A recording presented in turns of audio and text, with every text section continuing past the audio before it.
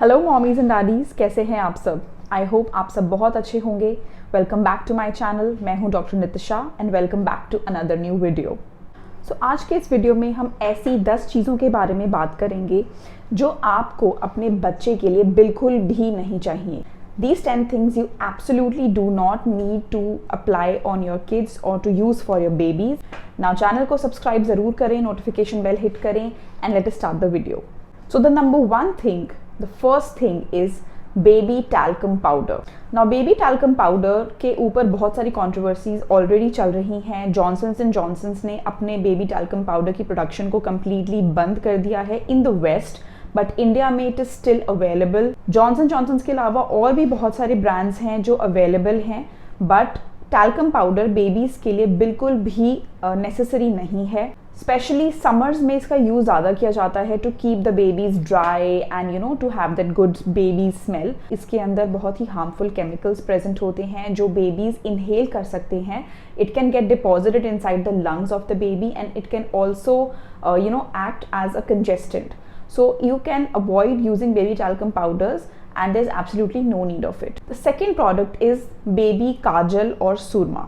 Now a lot of cultures in our country advise to put the surma or the kohl or the kajal into baby's eyes as soon as the baby is born. Research has shown that usually they contain lead. Now it is very harmful for the baby's eyes. It can actually irritate the conjunctiva. It can actually irritate the very sensitive outside lining of the eye and it can actually damage the nerve connections inside the eye.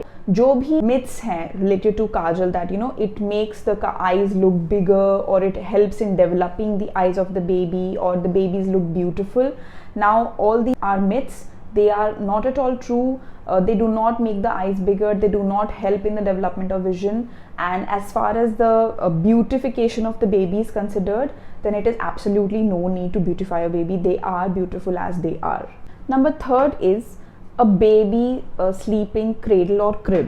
Now a lot of Indian parents are now diverting towards this trend which is actually being adopted in the West. हमारे country के अंदर हमेशा से co-sleeping या फिर same bed पे सोना, यानी कि बच्चा जो है वो हमेशा माँ के साथ सोता है, ये बहुत ही common और prevalent है और आज भी लोग इसको follow करते हैं. But a lot of situations demand where the mother is not available or any other caretaker is not available to sleep with the kid. So in those cases usually parents जो हैं वो एक separate crib खरीदते हैं so that the baby can sleep in that, but it is absolutely not necessary. In fact research ने बताया है कि को sleeping is very important and good for the development of baby. So if you can avoid buying a crib that is absolutely okay. Number fourth is baby shoes. Now जब तक आपका बच्चा proper walking establish ना कर ले तब तक आपको अपने बेबी के लिए किसी भी तरीके के शूज़ खरीदने की कोई ज़रूरत नहीं है.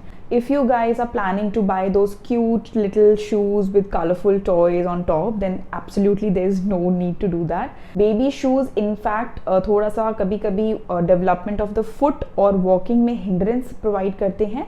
So please you can delay them till the baby starts walking properly. Number fifth is a baby rocker or a baby jumper. Now a baby rocker usually एक containing toy है, like it contains the baby inside और उसमें बहुत ज़्यादा space नहीं होता है so that the baby can move around.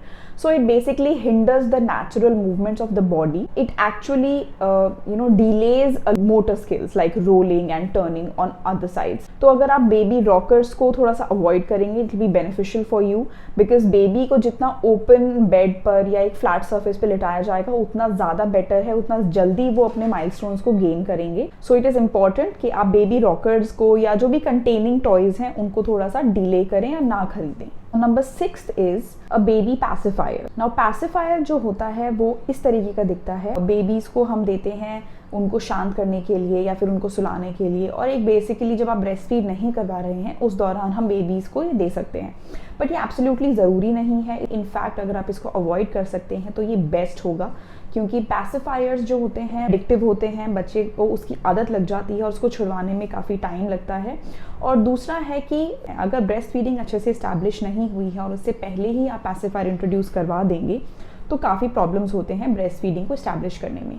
इसके ऊपर एक डिटेल्ड वीडियो मैंने बनाया हुआ है अपने चैनल पे, you can go and check that out. The seventh is those cute little baby clothes. Now, as a new mother, as new parents, हम सब बहुत excited होते हैं और हम बहुत सारी shopping कर लेते हैं अपने बच्चे के लिए even before they arrive. Now, trust me, you do not need 1,000 pair of clothes for your child. They will absolutely need very little number of clothes. जो भी minimum और basic कपड़े होते हैं सिर्फ वही बहुत ज़रूरी होते हैं। उसके अलावा onesies, jeggings, legging, wrapping around clothes, वो सब की ज़रूरत आपको नहीं है।